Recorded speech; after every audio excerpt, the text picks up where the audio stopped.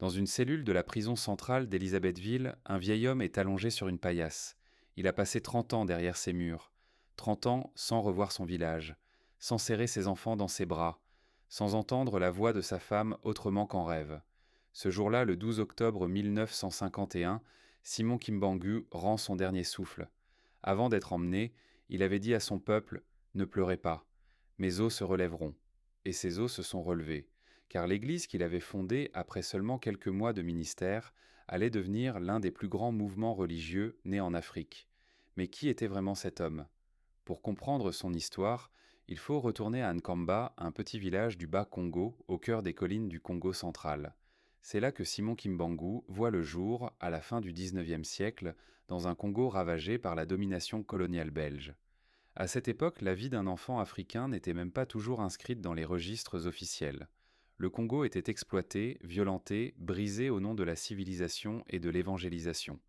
Simon naît dans une famille Bakongo. Son père, Kuyela, est Nganga Nkisi, un homme lié au monde spirituel, aux plantes, aux rites et aux forces invisibles. Sa mère, Louésie, meurt alors qu'il est encore très jeune. Orphelin, Simon est recueilli par Kinzembo, la sœur de sa mère. C'est elle qui va poser l'un des premiers actes décisifs de sa destinée, le confier aux missionnaires protestants. Sans le savoir, elle ouvre à cet enfant le chemin qui fera de lui l'un des prophètes africains les plus marquants du XXe siècle. Cette décision, dans le contexte de l'époque, n'est pas simple. Confier son enfant aux Blancs, aux étrangers, à ces hommes qui arrivent avec leur Bible et leur certitude, c'est un acte de courage autant que de foi. Kinzembo ne sait pas ce que cet enfant va devenir. Elle sait seulement qu'elle veut lui donner une chance que Nkamba seul ne peut pas lui offrir. Ce geste d'une femme sans nom dans les livres d'histoire va mettre Simon Kimbangu sur le chemin de sa destinée. Avant d'aller plus loin, arrêtons-nous sur quelque chose que beaucoup ignorent. Son prénom est Simon, un prénom biblique, celui de l'apôtre Pierre avant que Jésus ne le renomme. Mais son nom, Kimbangu, est un nom kikongo, et ce nom a un sens. Selon la tradition Bakongo, Kimbangu signifie « celui qui révèle les choses cachées ». Dans cette tradition, les noms ne sont pas des étiquettes arbitraires, ils sont des signes, des messages, parfois des prophéties. Les ancêtres choisissaient les noms avec soin, comme si quelque chose en eux pressentait ce que l'enfant allait devenir. Simon grandit, il devient catéchiste à la Baptist Missionary Society. Il épouse Marie Mouilou, ils ont 3 fils, il lit la Bible, il chante, il prie. Il mène une vie ordinaire dans l'ombre tranquille de Nkamba. Aux alentours de 1910, une voix se fait entendre dans l'obscurité de sa case. Ce n'est pas la voix d'un homme. Et à partir de ce moment-là, le nom qu'on lui avait donné à sa naissance commença à prendre tout son sens. Tout le monde dort dans la case, et une voix se fait entendre. Je t'ai choisi pour témoigner devant tes frères et sœurs. Va. Simon ne bouge pas. Il garde les yeux ouverts dans l'obscurité, il écoute le silence qui suit. Son cœur bat fort. Il ne dit rien à personne le lendemain matin. Ce qui se passe ensuite dit tout sur le caractère de Simon Kimbangu. Il refuse. Pas par manque de foi, par humilité, par peur aussi, sûrement. Car il connaît suffisamment la Bible pour savoir ce qu'il arrive aux prophètes. Il a lu ce qu'on fait à ceux qui dérangent l'ordre établi. Et dans le Congo belge de cette époque, l'ordre établi, c'est la puissance coloniale avec ses soldats, ses prisons, ses juges. Qui est-il pour se lever et prêcher? Il n'est pas pasteur. Il n'a pas fait de théologie. Il est catéchiste, l'équivalent d'un assistant, d'un auxiliaire. Les vrais pasteurs, ce sont les Blancs. Ce sont eux qui ont le droit de parler de Dieu. Pas un Congolais de Nkamba. C'est ce que le système lui a appris. Et cette voix intérieure, cette voix du doute, qui ressemble tellement à la voix du bon sens, il la connaît bien. La vision revient. Plusieurs fois. Toujours la même injonction. Va, guéris les malades, témoigne de moi. Simon résiste. Il trouve des raisons de ne pas obéir. La principale, il fuit. Littéralement. Avant de continuer, prends juste 2 secondes pour liker cette vidéo, t'abonner à la chaîne et laisser un commentaire. Ton soutien aide cette histoire à toucher plus de personnes. Et maintenant, revenons à l'incroyable destin de Simon Kimbangu. Il quitte Nkamba et part travailler à Léopoldville, la grande ville coloniale, l'actuelle Kinshasa. Là-bas, il est anonyme, perdu dans la masse des travailleurs africains qui font tourner la ville blanche. Peut-être que Dieu l'oubliera, peut-être que la voix cessera si on la met à 200 km de distance. La voix ne cesse pas. Même à Léopoldville, même dans le bruit et l'agitation de la ville coloniale, quelque chose en lui n'est pas en paix. Il travaille. Il rentre le soir dans sa chambre. Et il entend. Il essaie de tomber malade pour avoir une raison valable de ne pas agir. Selon certains témoignages, il demande même à Dieu de le laisser tranquille, de choisir quelqu'un d'autre, quelqu'un de plus instruit, de plus légitime, de plus courageux. Ceux qui connaissent la Bible reconnaissent cette scène. Moïse avait dit la même chose, Jérémie aussi. Jonas avait fui dans la direction opposée. Dieu n'avait pas changé d'avis pour eux, il n'allait pas changer d'avis pour Simon Kimbangu. Le 18 mars 1921, Simon Kimbangu reçoit une vision finale plus intense que toutes les autres. Une lumière, une présence, une certitude qui ne laisse plus de place au doute. Il rentre à Ankamba. Il n'est plus l'homme ordinaire qui était parti. Quelque chose en lui s'est déplacé. Ceux qui le connaissent depuis l'enfance le remarquent dans son regard, dans sa façon de marcher, dans ses silences. Le 6 avril 1921, tout change. Ce matin-là, Simon Kimbangu apprend qu'une femme du village est mourante. Elle s'appelle Nkiantondo. Elle est alitée depuis des jours. Personne ne croit qu'elle va s'en sortir. Quelque chose pousse Simon vers elle. Il entre dans la case. Il s'agenouille près d'elle.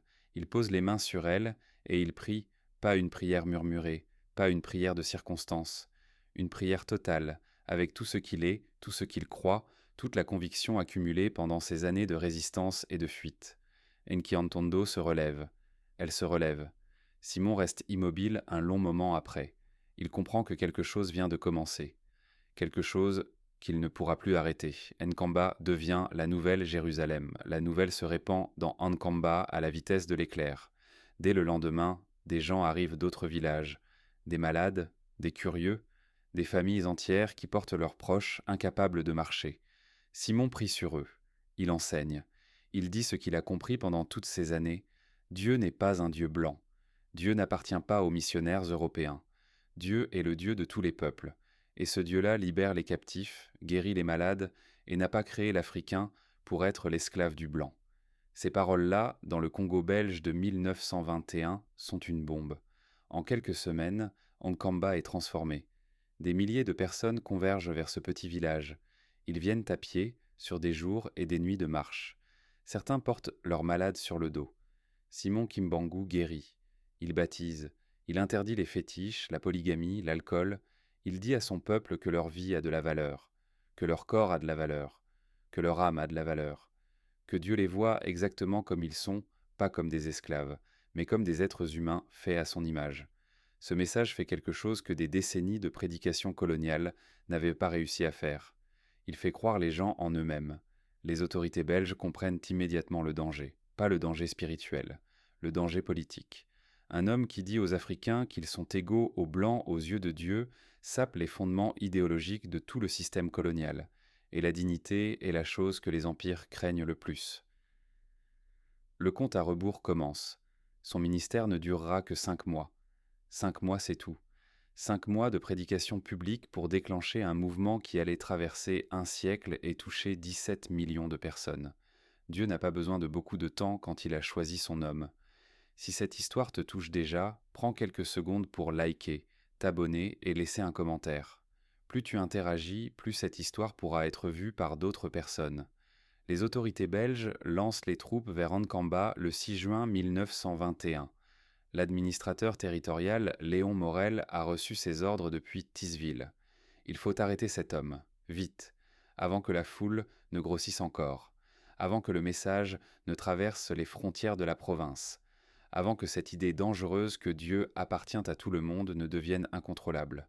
Les soldats arrivent à Nkamba. Kimbangu n'est plus là. Il s'est évanoui dans la brousse avec quelques disciples.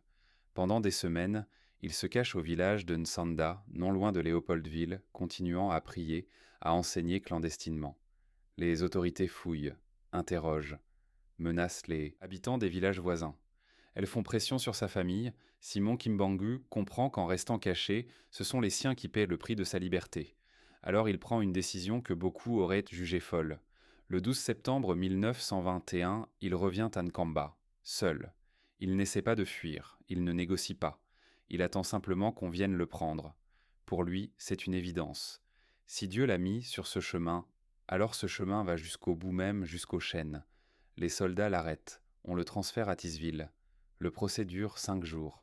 Du 29 septembre au 3 octobre 1921. Il se tient devant un conseil de guerre, un tribunal militaire.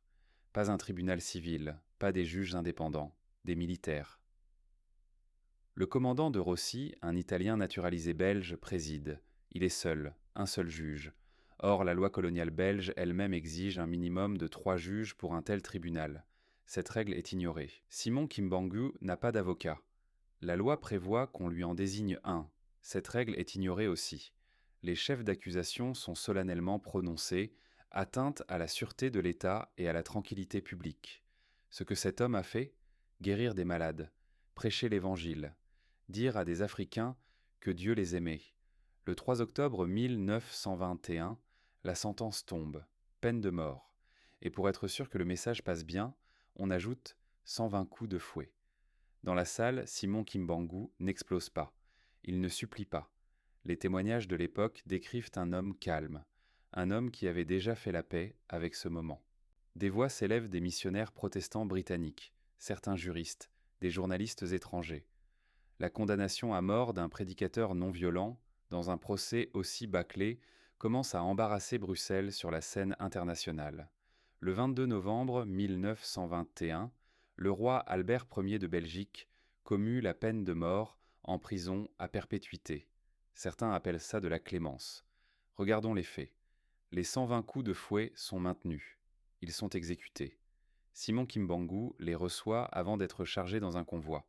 Puis on le transporte à Elisabethville, l'actuelle Lubumbashi, au Katanga, à plus de 2000 km de Nkamba, de sa femme Marie, de ses 3 fils, de son peuple, de tout ce qu'il connaît. Ce n'est pas un accident géographique, c'est une stratégie délibérée. Couper le prophète de son peuple, couper la tête du mouvement, étouffer la flamme en la privant d'air, la cellule. Ceux qui ont étudié les archives coloniales décrivent la cellule de Simon Kimbangu à Elisabethville, 1,20 mètres de large, 0,80 mètres de profondeur, sans ventilation. Un bloc de ciment en guise de lit. Dans cet espace plus petit qu'un cercueil debout, un homme allait passer 30 ans. 30 ans sans revoir Nkamba, sans toucher la main de Marie, sans voir grandir ses fils.